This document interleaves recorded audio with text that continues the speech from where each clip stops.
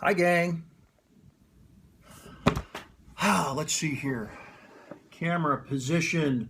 I had a screen cover the other day, which made everything look a little fuzzy. Hopefully, this will be a little more clear for you to see. Welcome, fans, friends. Thank you for joining me here on Periscope. This is the live version of Leadership in Life with Dr. Do It, where I'm going to do a little bit of what I used to do when I was on the radio, and I miss doing that. So here it goes. A few quick ruminations about the news. You know, I sometimes love the platform that I have and being able to speak my mind and have an audience. It's delightful. On the other hand, I wish I could be completely uncensored sometimes. You know who I admire the most? I admire comedians, because comedians seem to be the last group of professionals on planet Earth who can say almost anything and no one is shocked by what they have to say. Whereas folks like me, who I love what I do, you have to shape what you're doing just a little bit to be acceptable. So I don't ever want to be politically correct. Can't stand that. On the other hand, I have to be reasonable so that people will listen. Quick few thoughts on the news. First thing, big thing coming up, State of the Union address. Well, if you've been following me for long, you know I'm not left, I'm not right, I'm Todd. Nice to meet you. I'm not impressed with either party, haven't been for many, many years, not interested in this speech. Here's when I'll be interested in what's going on the national political scene again. That is when we see a party that steps up and puts education and financial management at the top of its agenda. There's probably nothing as big as those two that this country, this amazing but lost country, should be doing to make itself viable for the next 100 years. And when that happens, that candidate's going to have my ear. I don't know if that'll ever happen, but everyone keeps talking about it, and no one says what really matters, which is managing money correctly and educating people correctly. That's number one. Number two, Sean Penn. Enough said. Number three, David Bowie. Now, last little comment on the news before I jump into a topic about jerks at work, something, frankly, we all need to think about a lot. David Bowie, fascinating guy, and over the years, as I've lost people, or we've all watched people come and go, sadly, some of them hit us more than others. This one hit me very, very hard, to be honest with you. I love artists. I love entrepreneurs. I love people who step up, don't just dream, but take the risks. Take the risks required to try and chase that dream, and in the process, show some guts and inspire the rest of us to maybe do the same thing. There are a few people. I'm a rock and roll fan from way back, and those of you who've been following me know this. I love the history of rock and roll, and I think he's one of those top 20 guys ever who helped create and change genres in music. He showed so much creativity. He was very clever and took a lot of risks, and it was just a fascinating career, because so few in that business have a career measured in decades, and his was several decades long. Interesting guy. I felt sad that day. Watched a lot of David Bowie video, and frankly felt honored, inspired to continue trying to be as creative as possible in my own unique way. What's the takeaway from thinking about Bowie? Well, you have to think about the people in your life. Believe me, they may or may not know that they've helped you, that they've touched you, that you were inspired by them. Reach out, say hello, say thank you, encourage them to keep doing it so they'll share whatever it is they have to share with other people as well. Okay, that's a nonsensical quick take on the news. By the way, for anyone watching, I'm going to double tap, swipe down to stop.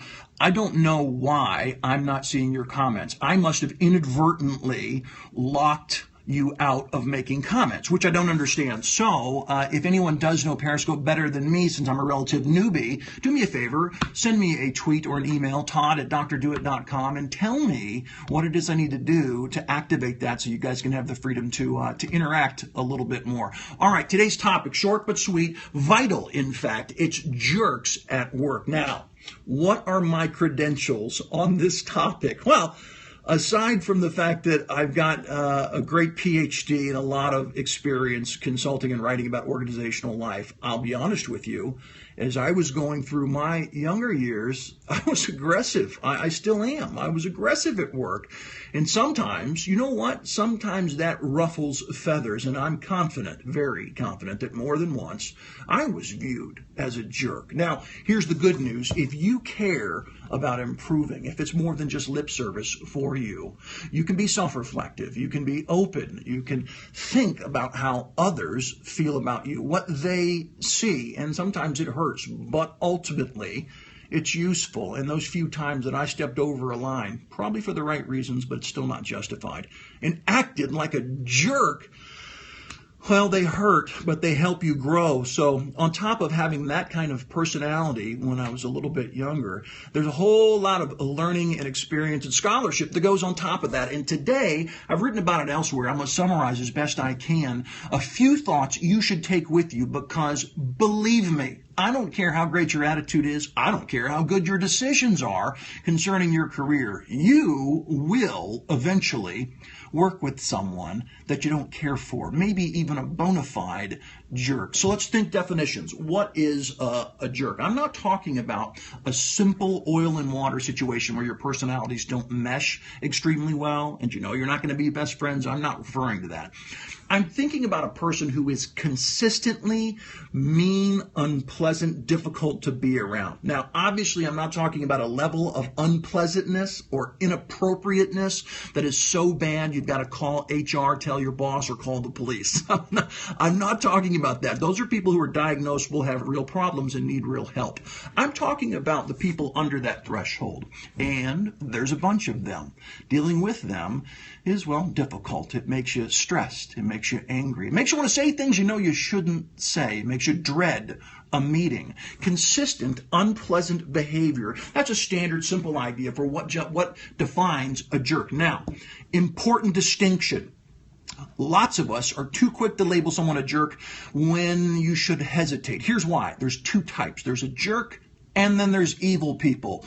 The common garden variety jerk, believe me, does not know that they're viewed as a jerk by most people. It's not the case at all. Most people are meaningfully unaware of how other people at work view them. So when someone's being a jerk, it's usually not intentional in any conscious way. It might be horrific to deal with or offensive. It's usually not consciously intended to be that way.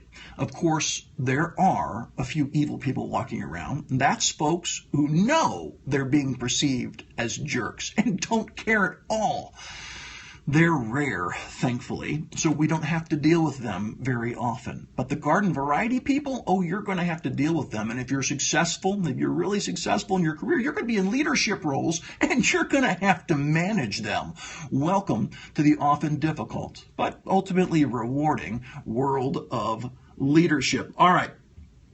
First rule, and I think most of you are going to agree with me. I've had this conversation with many executives, a whole lot of thinkers, and it goes like this: the no jerk rule. Lots of people have written about this. In fact, if you really want a short, useful book, you should check out Robert Sutton's book, The No Asshole Rule. Forgive my language, but that is the name of the book.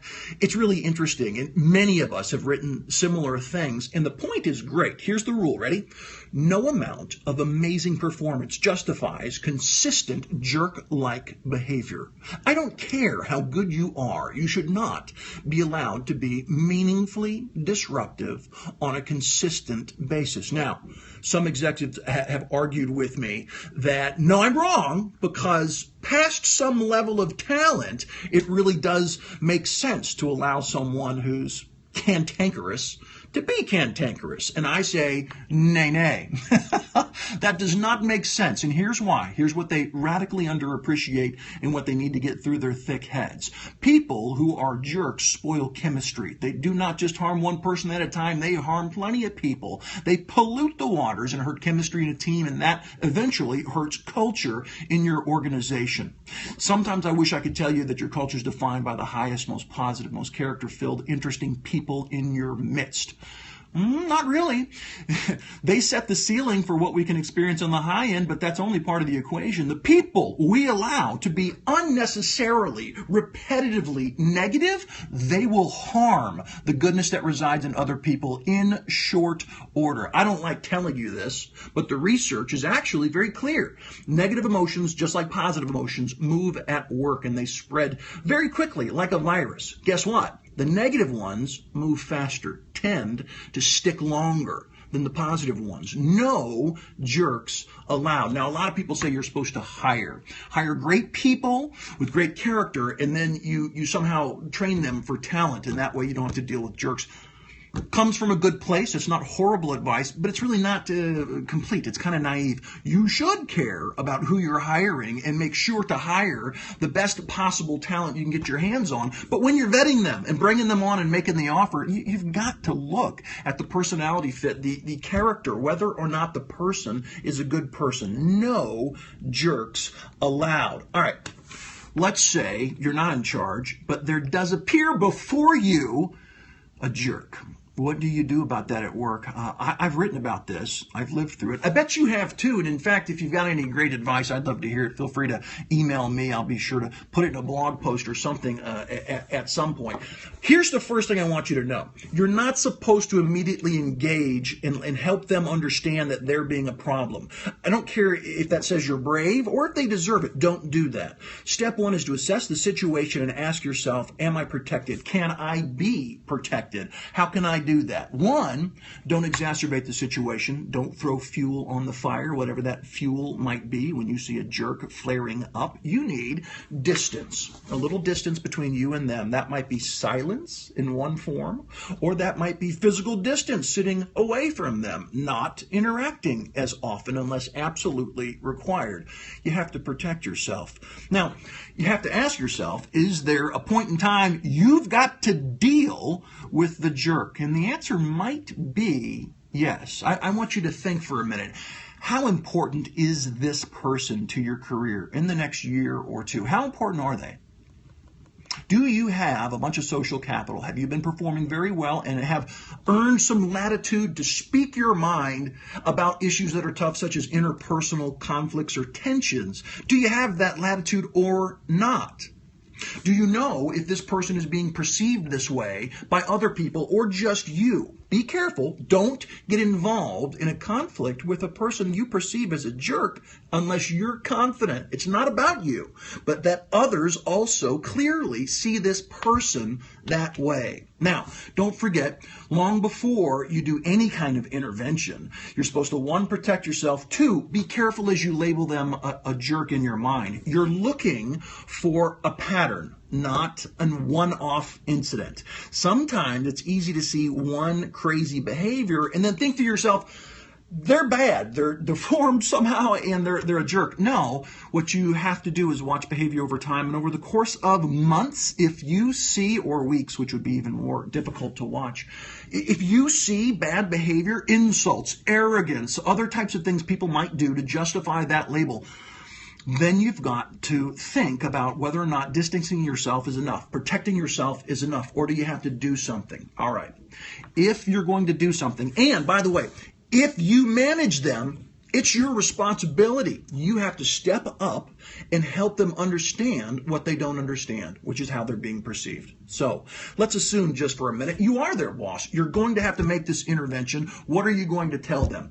Well, you're not going to call them out in public when they act that way, even if it feels justified. Don't do that. It won't be productive. One of the old rules for dealing with bullies, maybe the oldest, most popular, goes like this. When you see a bully, what do? You hit him in the nose. That's horrible advice. You know what happens when you hit a bully in the nose? They get mad and they want to hit you back. And if you do that in public, it's a bloody fight you wish you never should have been a part of. You don't do that. You never do that. You always start offline whenever possible. I think of it in terms of kind of a few steps. One, if you're going to do this and they're on your team and you're responsible and you know that others have the same perception you have, you start with a feedback session alone and you give them one, not 20, one concrete example of this jerk-like behavior, and you frame it in a way that is helpful, not accusatory. For example, did you notice people getting tense during our conversation at the management meeting today? You know, you brought up an interesting fact, but when you did, people shut down. I just felt some tension in the room. Did you feel that?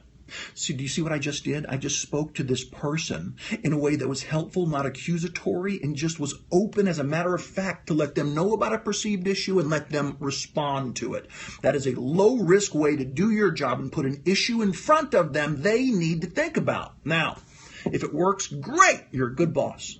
If it doesn't work, you have to go for round two. Round two, the next time you see a problem, is to go offline again in private. This time, you identify the behavior as something you see as problematic and should probably be avoided because there's outcomes you don't want to see, such as negative morale, people not wanting to collaborate, and other things associated with being around jerks. Now, they're not going to like it when you own it so clearly on this second round, but it's still your job. If you're the boss, you're paid to do that. Now, next step, if it still continues, you have a serious problem. This is pretty rare, but some of you have done this, and I know it's difficult. Now, you've got to go offline, and for the first time, go formal. This is where someone is being made aware of a serious problem, and it's going to affect their file. So you're going to put it in writing and let them know this will impact your next eval. Here are my clear, concrete expectations for how you can change course. And then you get clarity from them that they heard you, making them repeat back, for example, what was just said in this meeting. You've got to go to that level. And if you're ever pushed to extremes beyond the levels I just walked you through, then it's time, of course, to go to your boss, or more importantly to HR, so that you understand the corporate rules and regulations that you're supposed to follow to keep everybody documented and properly behaving, and of course ethical as well. But the way I just described it to you, that's about giving someone a second chance, and I believe in it. Sometimes I believe in a third chance. I rarely believe in a fourth chance. And if you love performance and want to maximize that team, you have to adopt a similar mentality. In short, that's a quick, I think useful, if not honest, take on how to deal with some of the more difficult people at work who occasionally earn that label of jerk. Okay.